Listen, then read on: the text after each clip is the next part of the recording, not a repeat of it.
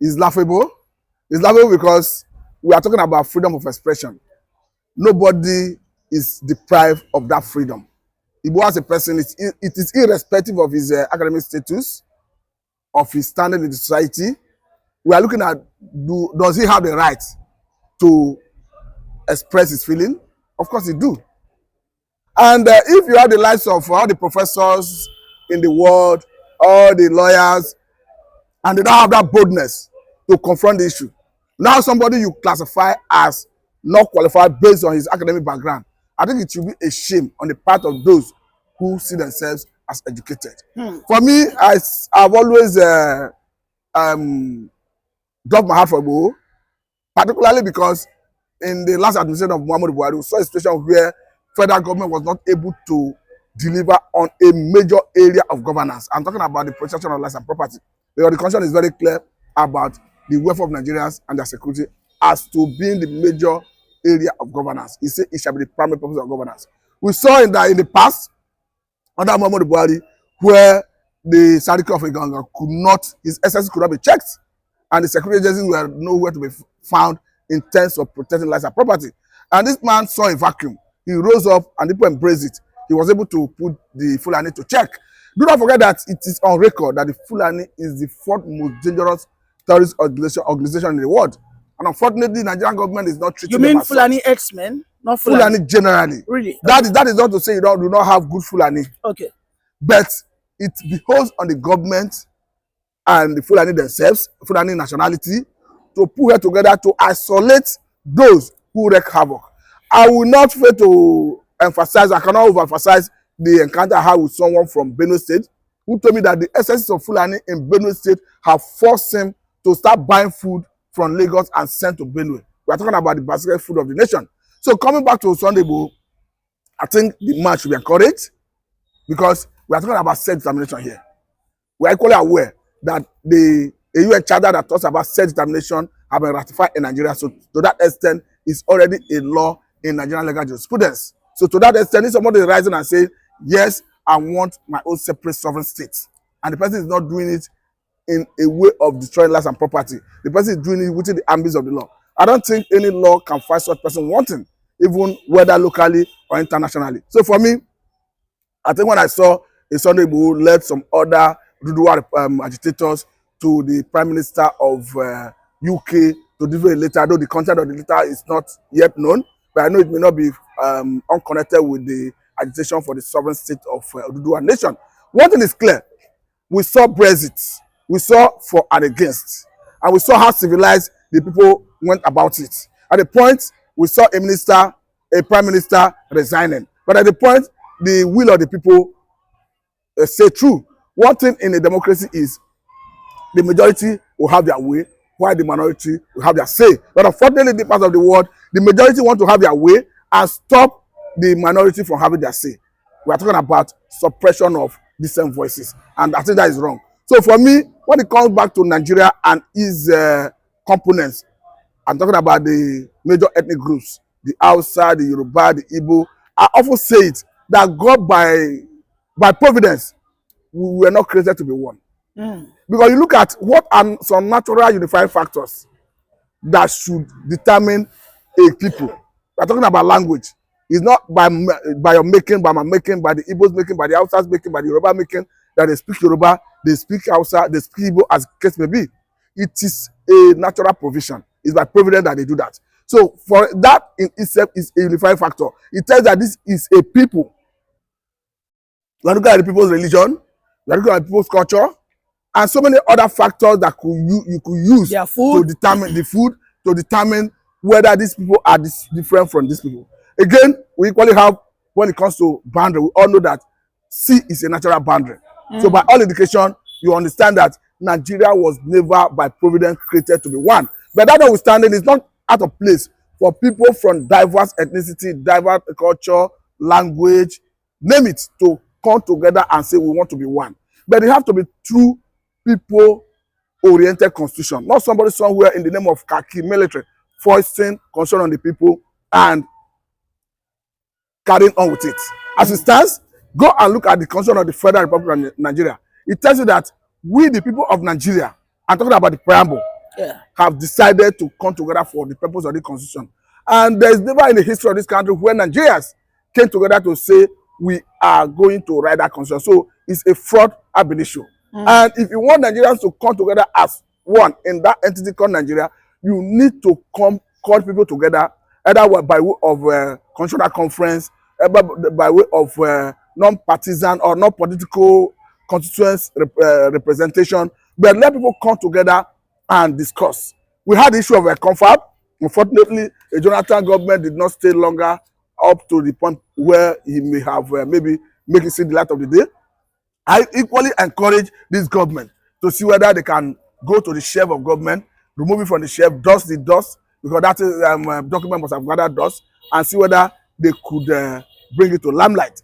When we saw the issue of retreat of senators in Kano, we saw the opposition of some northern senators opposing regional system of governance, opposing true federalism.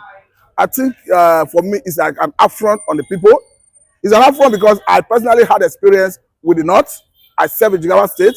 In Jigawa, if you are working in local government, there is a common saying, they say baiki. If you translate that to English, it means no work. So if you are posted to the local government, you don't do any work. You only come at the end of every month, get your allocation, or sorry, your salary, you retire to your various houses. Which is more or less like a free money. Of course, that best explain the reason you see the North, they're always vehement when they want to oppose anything that has to tinker with the current status quo, because they are the greater beneficiary of the fraudulent status quo that we currently operate. So for me, I think if you look at the position of Abdul Ningi, who said that his people never benefited when we practice regional government in the past, as such, that his people are better placed in the current status quo of Nigeria. So for me, I don't think Nigeria and other people who feel disadvantaged with the present status quo can continue coexisting with other people who are benefiting at the expense of the people. Look at the resources of the nation. I know that there is argument from the North that every part of the country is blessed with natural resources. I may not argue that, because you have solid mineral in the North so much. But why is it that all the attention of people is targeted on crude? And we seldom see what come to the table, what come to the coffers of federal government through those solid mineral that is domiciled in the northern part of the country. And often than not, we hear that the state governors collude with maybe some foreigners to explore this, to exploit these solid minerals at the expense of the general public, at the expense of the national treasury. So for me, I think the North is feeding fat on the southern resources at the expense of southerners. One thing is clear. If you even go to issue of revenue in terms of federal inland revenue, in terms of money that federal government generates through tax, Lagos account for almost 70% of the national earning in that regard. If you go to a place like Kano, they'll tell you that the law forbids you to sell alcohol. But the tax that is paid by southerners, the money generated from meat, from the sales of alcohol, from the sales of alcohol in the south, they in turn share from it, and they do not discriminate. Hypocrisy. So for me, I think we need to review the present status quo, because I think it's a greatest fraud of our generation. Well, before I let you go, Mr. Matthew, just like what you just said, the North are the major beneficiaries. However, the South have not been able to work hand in hand. Don't forget, there is no provision for secession in the Constitution. But I think there's a provision for self-determination. But why has the South, at this time, who claim to be the most educated, because the South claim to be more illiterate, right? I mean, more literate. So why is that disconnect? Because I don't think this Biafra agitation, this Odudua, for me, I don't think it is possible. I don't see it being realized if we don't have a constitutional change, unless maybe we want to go into a war. But why are the reps, who are the representatives of the people, why are they not pushing this ideology? I think it is two factors. One, you see, most of the people you see, they already make their way to government. When I mean government, whether in the legislative arm of government, whether the executive, are always apprehensive of what the power that be could do.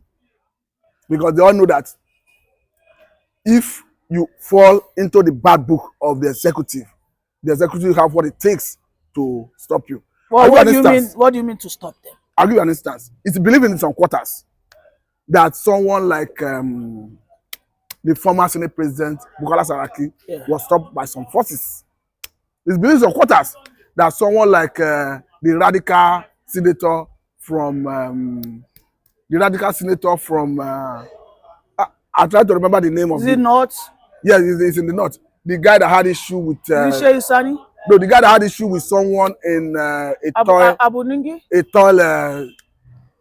But what I'm trying to say is, okay, the guy is based on some quarters that his radicality, because he was against even the current Senate President, Akpabio. Are you talking about Yari? It's not Yari. Okay, go ahead. There's one young senator that, if I remember the name, I'll tell you. It's believed in some quarters that he was stopped because of his opposition to the status quo and the government that be. So I think that's one major factor.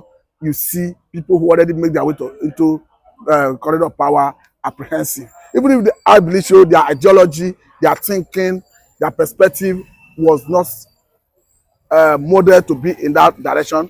But once they start getting benefit in terms of their remuneration, I think they don't want to lose it. But a person like Ned Nwoko, who has been pushing for an extra state, which is the annual to be added into the southeast, I mean, he hasn't faced any form of repression or kickback from even the executive. I think my own take is this, Mr. Machu, and I think what the mistake is, these reps and senators don't push the interests of the people. Because I think if a Ned Nwoko, which I believe is pushing your own interest too, because I think you belong to the annual state, yet to be, by the way, if a Ned Nwoko today is being denied of his remunerations, I feel your people will rise up for him. But most times, those reps, they don't push what the people want. You think if anybody now, if those southern senators start pushing for a regionalism, I mean, going back to regionalism, do you think the North or maybe the executive will just get them arrested and the people will not rise up? Mr. Neil, let me tell you that Nwoko is a lawyer one, and he knows that there's a red line he must not cross as a senator. That red line is simple. Recently, Amechi addressed the press, or he had an interaction with the media. He made some comments. Before you know it, there was like what looked like a venom attack against him from APC, from almost everybody that has one thing or the other connected with the government attacked him because he threatened their source of earning. Amechi was telling Nigerians that he's supported in them, that of course that by now he ought to see Nigerians filing on the street protesting against what he called hunger in the land. Of course, it's not new. He even questioned why people should even come out to vote in Edo State under this current situation. We all know that Section 50 of the Nigerian Constitution as amended is very clear. It gives Nigerians the right of peaceful protest. And this is the only thing the man cited. Look at the attack on him. So there are red lines. I think in Ned Nwoko, I salute his courage in the area, his trajectory, but I think he is aware that there's a red line he must not cross. And if he does that, I think the government will not waste time and put him on check. Do not forget that someone like Asaidu Kobo recently made a statement. In spite of the fact that the ministers are aware that this man have intimate relationship with Mr. President, the minister invited them to the battlefield and get neutralized. So I think the man is trying to cross the red line. So I think the people you mentioned, like Ned Nwoko, know that there is a red line he must not cross, and I don't think he's crossing it. Well, thank you very much, Mr. Maji, for that beautiful piece of submission. Thank you. Thank you for having me.